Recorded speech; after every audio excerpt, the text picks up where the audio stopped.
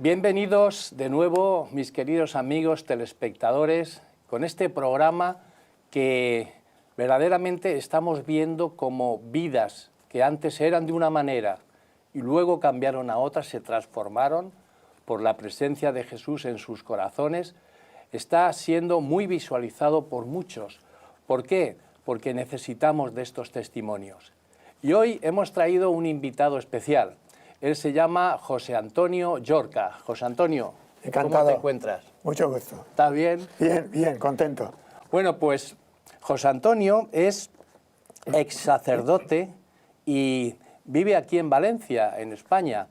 Y entonces yo quería preguntarle, José Antonio, ¿cuándo naciste y dónde naciste? Nací en 1945. Tengo ahora 74 años. En un pueblo al sur de Valencia capital, a unos 30 kilómetros, llamado Algemesí. Ajá. Un pueblo muy católico. Muy bien. ¿Y por cuánto tiempo serviste como sacerdote en la iglesia cristiana? Yo canté misa a los 35 años. Ajá. He estado en el ministerio sacerdotal 38 años. Y gracias a Dios, muy feliz. Muy bien. ¿Y qué posiciones ocupaste dentro de lo que era la Iglesia Católica? He tenido la suerte de tener ministerios muy interesantes que me han permitido conocer la Iglesia Católica en distintos aspectos interesantes. Primero fui vicario, que es el ayudante del párroco en una parroquia, durante 6 años. Posteriormente fui párroco durante 4 años, muy feliz, y a pesar del arzobispo, del señor arzobispo de entonces, don Miguel Roca Cabanillas, y de un servidor, tuve que pasar a Valencia porque la Casa General de las Hermanitas Ancianas Desamparados, una institución de religiosas que están en todo el mundo, pues insistieron al arzobispo que fuera yo allí de capellán. Y tuve que dejar la parroquia, que me costó mucho en el sentido sentimental, porque era muy feliz allí. Y pasé a Valencia y esto me permitió, con el tiempo, poco tiempo, porque yo ya conocía, en aquel entonces, estamos hablando del año 90, conocía ya el ordenador y tal, y me pidió el entonces arzobispo de Valencia, que era otro, ya no era don Miguel, don Agustín, me pidió que entrara en los tribunales eclesiásticos. Necesitaban un sacerdote para tomar declaraciones, etc. Allí en el tribunal eclesiástico, es otro aspecto de mi sacerdocio, estuve 17 años, primero como secretario, era el Tribunal Eclesiástico de Nulidades Matrimoniales. Después estuve de fiscal y posteriormente, tras sacar la licenciatura en Derecho Canónico, estuve 10 años de juez eclesiástico y ya me jubilé de esa labor y finalmente dejé también las hermanitas, me jubilé en esta labor del capellán de la Casa General y he estado el último tiempo de ayudante del párroco, de una parroquia de Valencia. En toda tu vida, ¿no?, que has sido, pues hemos visto que han sido, pues eso, 38 o 40 años de sacerdote, pero ¿qué fue lo que te incentivó a ser sacerdote? Efectivamente, desde los 11 o 12 años yo quise ser sacerdote y realmente es curioso que tuve 3 tentativas, de las cuales pues podemos distinguir en 2 partes. La primera, a los 15 años, estaba haciendo yo segundo de magisterio, soy maestro también, maestro nacional. Lo pedí en mi casa, recuerdo, a mis padres, pero mi padre no lo aceptó, primero me pidió que terminara la carrera y las oposiciones. Quiere decir que intenté, pero no me lo prohibieron. La segunda intentona fue más adelante, hacia los 20 y tantos años, pero tampoco cuajó. Y finalmente, cuando yo no quería, entonces, porque me lo pedía un sacerdote con insistencia, entonces acepté y cuajó mi vocación. Sí. ¿Cómo fue esa experiencia educativa en la preparación para el sacerdocio? Muy interesante porque yo nací en una familia católica, Algemesí es un pueblo muy católico, fui monaguillo, catequista, etcétera. Luego la carrera de magisterio en aquella época, años 60, 63, estaba muy cargada de espiritualidad católica y entonces mi vida ha sido una formación muy buena católica y dentro de mí hay una línea constante que era la búsqueda de Dios y sobre todo el tema de la oración. Ajá. Cómo hacer oración cada vez mejor y forma de dirigirse a Dios de manera pues más santa, ¿no? Buscando la unión con Dios. La oración es un tema importante, ¿no? Porque nosotros hemos descubierto a través de la palabra de que uno se comunica con Dios como si fuera un amigo.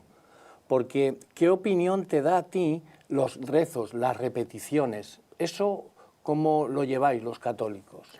Sí, efectivamente, los católicos sabemos que está el rezo y que está la meditación, que es la oración cuando uno se dirige a Dios directamente. Eso es común en el catolicismo. Pero dentro de lo que es la meditación, que es ya un contacto más profundo con Dios y hablar con Él, pues a mí me interesó mucho y eso me hizo conocer el yoga y el hinduismo, porque la espiritualidad oriental, de hecho, está centrada en la meditación y sobre todo el budismo, pues de una meditación muy profunda, también en el yoga. Y eso me hizo profundizar en este mundo del Oriente que me llevó a descubrir tipos de oración que son distintas de la religión católica. Y gracias al adventismo he podido comprobar que la oración oriental es realmente panteísta y está llena de espiritismo. Y esto lo digo porque tiene también influencias dentro de algunos católicos que se ven afectados por este tipo de oraciones. Está, por ejemplo, la Nueva Era, etcétera, que el católico tiene que prepararse muy bien para no caer en estas redes. Yo realmente ha sido un proceso de investigación, pero que pude superar esto gracias al adventismo. Tú comentabas que en el hinduismo, bueno, pues está la meditación, pero esa meditación lo que hace es que, lo que intenta es que vacía el ser, ¿no? Saca todo lo que tengas dentro, extrae fuera todo lo que hay para que tú puedas comunicarte con alguien por ahí, pero en la Biblia lo que dice es todo lo contrario, es tú meditas pues para que alguien de fuera venga dentro, es el Espíritu Santo, y es precisamente quien te da a conocer las cosas. ¿Es esa la diferencia que tú ves entre una oración panteísta y la meditación u oración que dice la Biblia? Es correcto, ese punto de vista, pero hay que ir más profundo. Adelante. Quiere decir que cuando profundizamos, toda la oración oriental está basada en el panteísmo. La palabra panteísmo, es decir, lo que es ser panteísta, normalmente no se entiende bien, pero cuando encuentras el significado, panteísmo significa, a nivel personal, que uno es el creador de su salvación y de su santidad. Uno mismo. Uno mismo. Es decir, todo, panteísmo significa, viene del griego paz, pasapán, panteísmo significa que todo es Dios. Lo cual quiere decir que el ser humano, dentro de él, está Dios. Y uno, a través de la oración, puede realizar a Dios. A esto se llama samadhi, se llama también éxtasis, bueno, en catolicismo se llama éxtasis, tiene distintos nombres, que el error está en que la persona va sacando esa divinidad que está dentro y la va llevando en extensión hasta alcanzar la plenitud que ya hemos dicho que se llama Samadhi y en el Oriente. Ahora bien, también en esta experiencia el problema está, y hablando del catolicismo, por ejemplo, lo aclara muy bien Ezequiel capítulo 20, versículo 12, cuando dice que os di mis sábados para que supierais que yo soy el Señor, el que os santifico. Es decir, es el Señor, que es lo que tú decías, que viene alguien de fuera, pero ese alguien de fuera viene, pero es el que realmente realiza todo. Es decir, para que sepáis que soy yo quien os santifico. La santidad de la persona en la Biblia viene de Dios. Otro punto interesante está en lo que se llama la formación espiritual o la dirección espiritual. Y eso también lleva confusión dentro del catolicismo, porque no hay otro director que el Espíritu Santo. Muy bien. No hay otro maestro, como decía el Señor, a nadie llaméis Padre, sino al Padre Celestial. De forma que en la dirección espiritual se cae o se puede caer en el error de que hay otra persona que te va ayudando a que tú vayas creciendo en esa unión con Dios. Y termino diciendo que tanto el panteísmo como la formación espiritual o dirección espiritual se puede caer en la trampa de que uno u otro puede ser el autor de tu santidad, cuando solo hay uno que es el que da la santidad, que es Dios. Muy bien, José Antonio. Entonces, lo que yo veo es que a lo largo de tu vida has sido un buscador. Has querido contactar, conectar con Dios, pues de una manera que pues, la misma Iglesia no te lo otorgaba, porque en cuanto uno busca es que necesita saber más de lo que alguien no te puede dar. ¿Cómo llegaste entonces a conocer este mensaje adventista? Bueno, realmente, como tú has dicho, he estado siempre investigando, buscando. La línea de buscar una oración más perfecta me llevó a conocer fundamentalmente las religiones más importantes del mundo, sobre todo el hinduismo, el budismo, el islamismo. Y todo esto es lo que en una investigación cada vez mayor, pues descubrí el fallo del panteísmo, el fallo de la oración oriental, el fallo de los errores de las otras religiones. Y en el adventismo lo que más me impresionó fue el conocimiento bíblico y cómo es Dios el que actúa y el que realiza tu santidad, y cómo la Biblia es palabra de Dios y por lo tanto, al ser palabra de Dios, no se puede depender de alguna otra persona que tenga tanta autoridad como Dios. Y estoy hablando ahora, por ejemplo, de la infalibilidad del Santo Padre, el Papa, del Sumo Pontífice en la fe católica, donde la interpretación de la Biblia llega un momento en que es el Santo Padre el que define cómo hay que interpretar este texto o el otro, de forma que eso lleva a que el católico no pueda tener otra interpretación o visión de ese texto concreto para conocer qué es lo que Dios quiere decir o dice en ese texto. Ajá. Hay muchas doctrinas en la Iglesia Católica que difieren bastante de lo que dice la Biblia, ¿no? Por ejemplo, bueno, el día de reposo, la inmortalidad del alma, el infierno, como has nombrado muy bien, la infalibilidad del Papa, que ¿qué podrías comentar sobre estas doctrinas que has estado llevando siempre durante 38 años, cuando eras ministro en la Iglesia Católica? ¿Qué ha sido cuando tú te encontraste en la Biblia con todas estas verdades?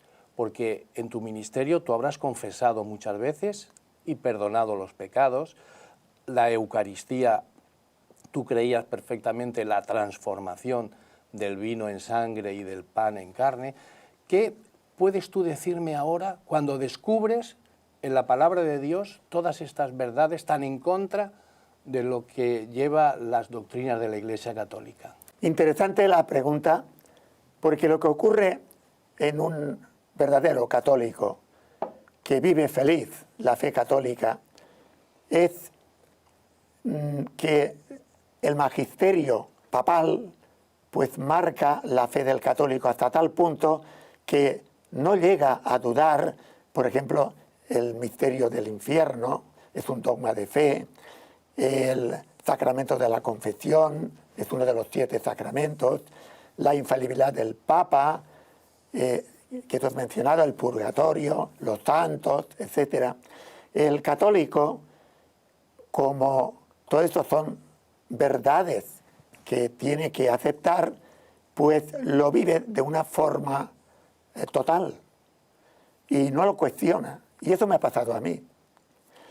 Entonces, podría decir que el velo que a mí me ha hecho dar un paso al frente en dirigirme hacia la Iglesia Adventista fue el caer en la cuenta que la palabra de Dios está por encima del romano pontífice. Wow. Muy importante. Y entonces, todos hemos estudiado Lutero, el protestantismo, con el libre examen.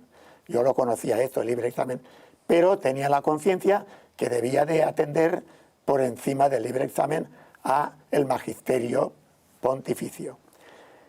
Pero el adventismo fue para mí una luz al ver cómo se profundiza en la palabra de Dios, se investiga el texto y el contexto y se intenta no interpretar la palabra de Dios, sino buscar qué es lo que dice Dios en esa palabra, en ese texto, en esa frase, en ese versículo.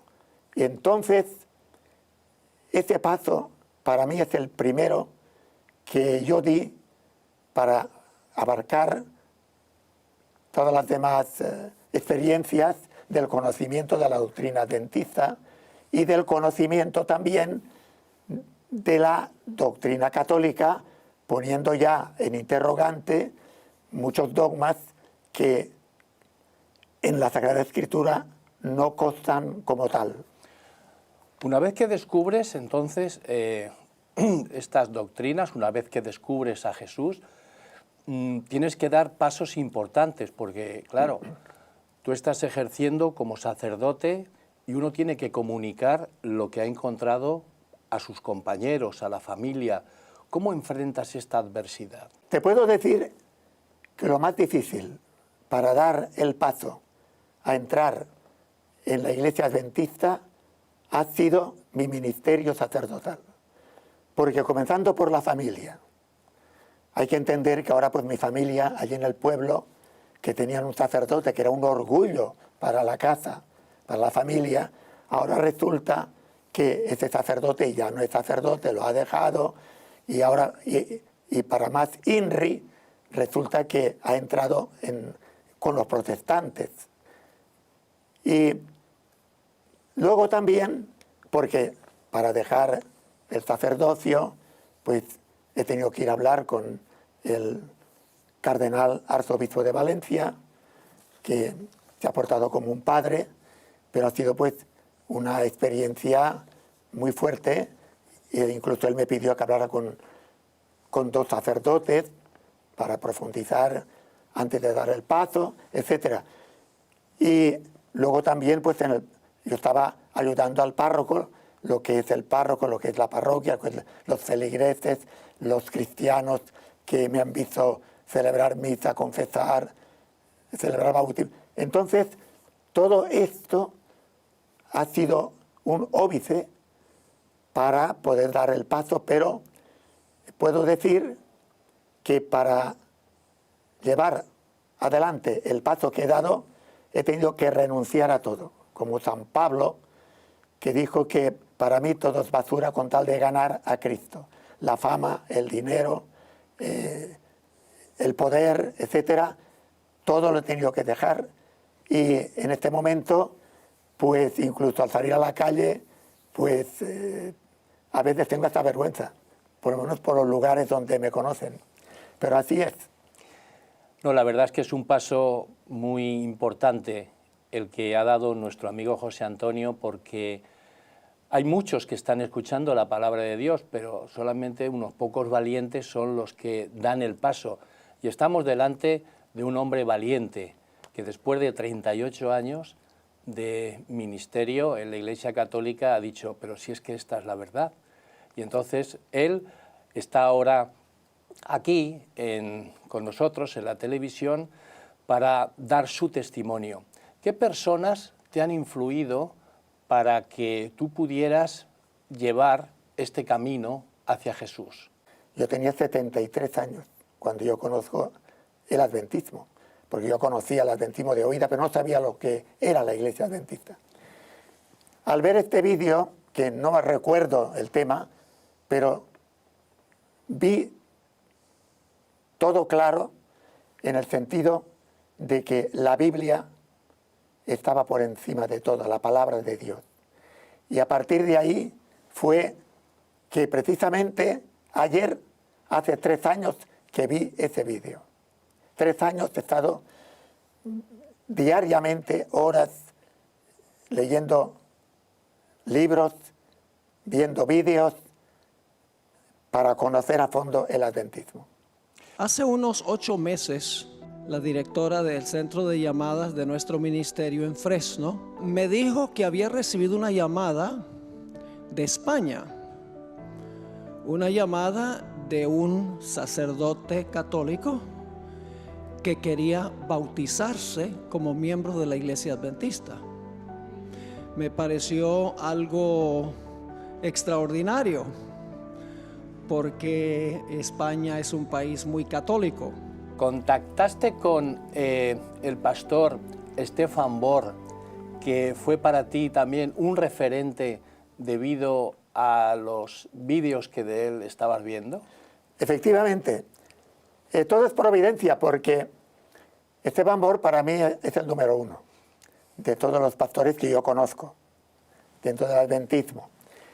Y como lo veo continuamente, pues me enteré que había editado o había sacado un trabajo suyo de los 7 sellos del Apocalipsis, y efectivamente por internet lo compré, a través de la compra que se hace por internet.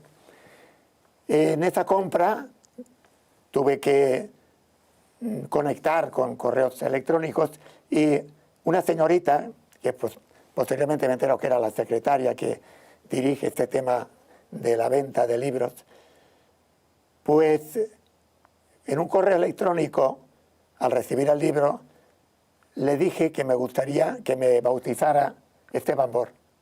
Ajá. ¿Y cuál fue la sorpresa? Que ese mismo día o al día siguiente recibí un correo directo de Stefan Borg, invitándome a ir a Barcelona, que él iba a ir en enero, y estamos hablando del 8 de agosto del año pasado, y que tendría mucho gusto en bautizarme.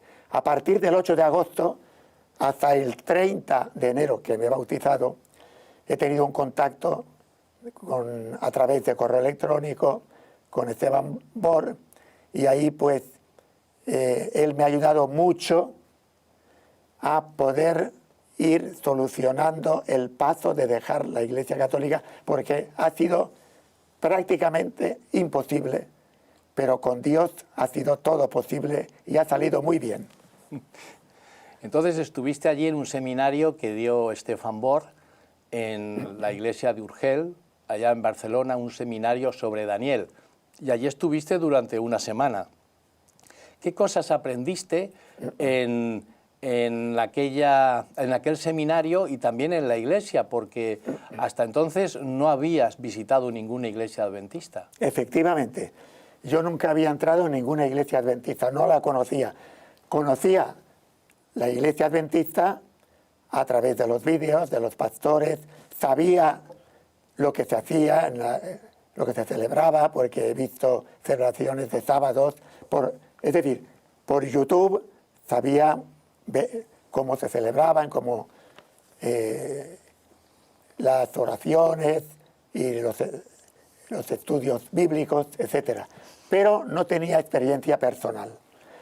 Entonces esta semana ha sido muy importante porque yo comprendo que como institución la Iglesia Adventista pues tiene, humanamente hablando, sus fallos, sus dificultades, sus problemas, como cualquier institución humana de este mundo, ¿no?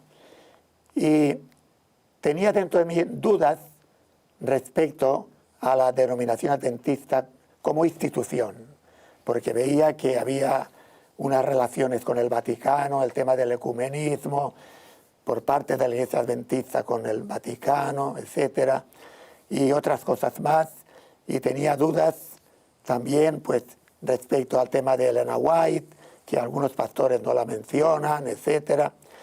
Pero la experiencia que tuve en Urgel, en Barcelona, fue pues que nada de el tema de Elena White, sino que es problema porque se menciona, hablé con el pastor, también con otro pastor de otra iglesia adventista de allí de Barcelona, vi la doctrina en el poco tiempo que estuve, sobre todo la doctrina excelente y bíblica de Esteban Bor, y cómo la gente pues asistía y preguntaba, pero sobre todo el contacto directo con los dos pastores que conocí también contigo.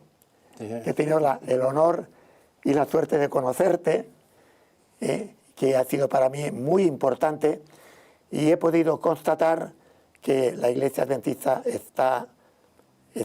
pura, está llena del Espíritu Santo, ahí está Dios, y que esos problemas humanos, pues ciertamente sabemos, como decía Elena White, que cuando vengan las pruebas, pues también los adventistas tendrán que superar muchas pruebas, pero que, para resumir, la experiencia de Barcelona me ha dado una fe plena en la Iglesia Adventista. ¿Cómo te sientes ahora por la decisión que has tomado tan importante? Porque ha sido un cambio de tu vida. ¿Cómo te sientes ahora después de tu bautismo? Es importante esta pregunta porque normalmente cuando hay bautismos pues preguntan, y es bonito y es un testimonio y es edificante y mucha gente se convierte por la alegría, el gozo. Ciertamente también la tuve yo, pero lo mío ha sido un proceso de conocimiento. Es decir, yo me encuentro ahora como uno conmigo mismo. Es decir, ha sido la experiencia del conocimiento de la verdad que me ha llevado a ese gozo y a ese amor de esa conquista de la verdad. Y esa verdad me ha hecho libre, me ha hecho feliz, me ha dado contento y alegría, pero sobre todo me ha hecho uno conmigo mismo, porque puedo decir que hasta ahora yo he vivido una vida con muchas dudas, con muchos claros oscuros, con mucha inquietud, porque faltaba alcanzar esa verdad plena que es la revelación de Dios y que está descrita para mí como ninguna denominación cristiana o institución religiosa del mundo como lo posee el adventismo. Bueno, pues la verdad es que es muy importante lo que estás diciendo porque expresa, ¿no? Habla tu corazón del amor que has encontrado en Cristo Jesús. ¿Y te ha dado oportunidad de dar testimonio a alguna persona que te haya preguntado, José Antonio, ¿qué está pasando contigo? Bueno, pues la oportunidad mayor ha sido que por la gracia de Dios el proceso de dejar la Iglesia Católica ha salido muy bien. a mi entender, porque ha sido dar un testimonio, como tú dices, el más importante. He dado testimonio ante el señor cardenal y arzobispo, que fue mío, ahora lo considero como un amigo y como un padre, porque se ha portado como un padre conmigo. También con los compañeros sacerdotes que me recibieron y estuve hablando con ellos por mandato del señor arzobispo. Luego volví a hablar con el arzobispo para decirle que había cumplido con su misión. Y entonces hablé también con otros sacerdotes importantes, muchos de ellos han sido catedráticos y profesores de la Facultad de Teología de Valencia, y luego pues con mi párroco y con personas, sobre todo con mi familia, que reuní a mi familia y les dije lo que iba a hacer, entonces, y con amigos de confianza, entonces he dado el testimonio de la fe en Dios que está en la Sagrada Escritura, el Dios verdadero. Y como colofón ha sido una idea la que ha estado siempre presente en mi testimonio, y es que el sábado es el día de Dios y el domingo es el día de Lucifer, y que eso realmente va a ser el punto clave del fin de este mundo. Bueno, pues ha sido muy interesante por ver cómo tú, que has estado durante tanto tiempo como ministro de la Iglesia Católica, a través de la palabra de Dios y el Espíritu Santo, bueno, pues has tenido esta conversión de ver que Jesús es el autor, el consumador de la fe, es nuestro Salvador. Y ahora tienes la oportunidad para dirigirte a los telespectadores y apoyarles, exhortarles, darles un consejo, porque si contigo ha pasado, con ellos también puede pasar. Es el momento que te diriges a los telespectadores. Encantado de poder hablaros, y os diría que mi experiencia la encontraréis en la carta de San Pablo a los Filipenses. Todo lo considero pérdida con ganar a Cristo. En mi vida, queridos amigos, yo al dar este paso he perdido en posición económica, he perdido también la fama o la honra, porque ya me tienen como un sacerdote que ha dejado su sacerdocio, y esto para el mundo católico en que nosotros estamos, también hablo posiblemente para otras personas que no están en España, están pues en Europa o en América o en África, etcétera, pues vale la pena dejarlo todo por ganar a Cristo. Y repito que yo he perdido posición económica, he perdido la fama, he perdido poder. Realmente ahora soy como un ser humano que me he quedado, pues eso, con la vida pendiente del Señor que me lleva en esos momentos, pero que ahora soy más que nunca uno conmigo mismo y tengo a Dios como protector, que es el único que puede salvarte, querido hermano, y también a mí. Pues muchísimas gracias, querido amigo José Antonio. Nos hemos emocionado, ¿no?, por ver ese testimonio que has hecho, ese paso que has dado, y siempre te tendremos en nuestro corazón. Siempre estaremos apoyándote y estando contigo en todo. José Antonio, un placer haber estado contigo. Para mí, mayor placer. Muy bien, mis queridos amigos telespectadores, pues hasta aquí nos encontramos todas las semanas para dar más testimonios sobre Jesús y el impacto que tiene sobre las personas cuando verdaderamente descubren que es nuestro querido Señor y Salvador. Que Dios os bendiga.